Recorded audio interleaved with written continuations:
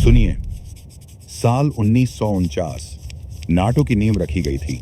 द्वितीय विश्व युद्ध की राख से जन्मा एक गठबंधन जिसका वादा था, एक पर हमला तो सब पर हमला।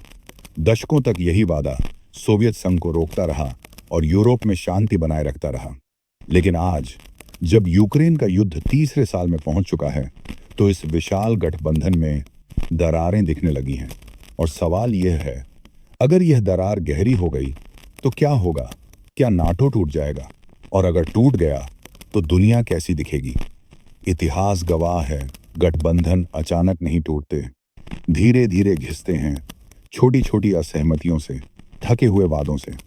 कुछ देश जैसे पोलैंड, बाल्टिक स्टेट्स, रोमानिया इस जंग को अपनी जिंदगी और मौत का सवाल मानते हैं। उनके लिए अगर यूक्रेन गिरा तो अगला नंबर उन्हीं का है।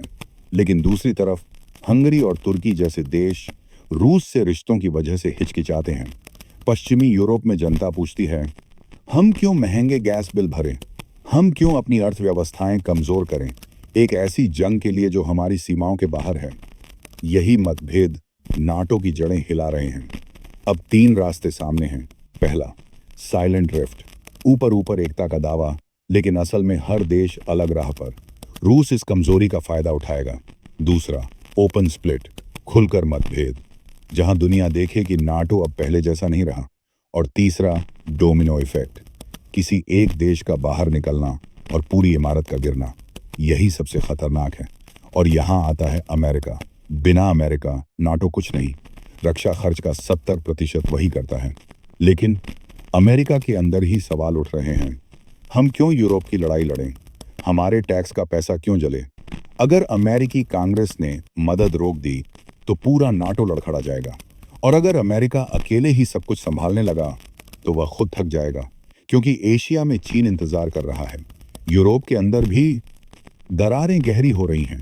पोलैंड, बाल्टिक कड़े फैसले चाहते हैं। जर्मनी संकोच में है। फ्रांस कूटनीति की भाषा बोलता है। हंगरी और तुर्की अपना रास्ता चुनते हैं। जनता सड़कों पर है। हमें महंगाई नहीं चाहिए, हमें महंगी ऊर्जा नहीं चाहिए। ये आवाजें सरकारों पर दबाव डाल रही हैं। लेकिन अगर नाटो टूट गया तो असर पूरी दुनिया में गूंजेगा। बीजिंग देखेगा, अगर रूस के सामने नाटो नहीं टिक पाया तो क्या ताइवान के लिए टिकेगा? चीन को खुला मौका मिलेगा। ईरान और उसके सहयोगी भी आगे बढ़ेंगे। आतंकी और विद्रोही संगठन नए खालीपन में ताकतवर हो जाएंगे। अफ्रीका, लैटिन अमेरिका, रूस और चीन का असर और गहरा हो जाएगा। और सबसे डरावनी तस्वीर यह है, अगर रूस नाटो की कमजोरी को हरी झंडी मानकर सीधा हमला कर दे।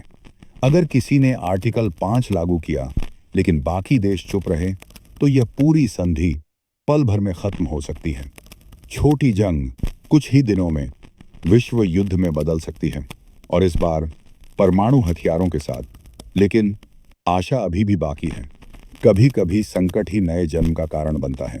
हो सकता है यही डर नाटो को और मजबूत बना दे।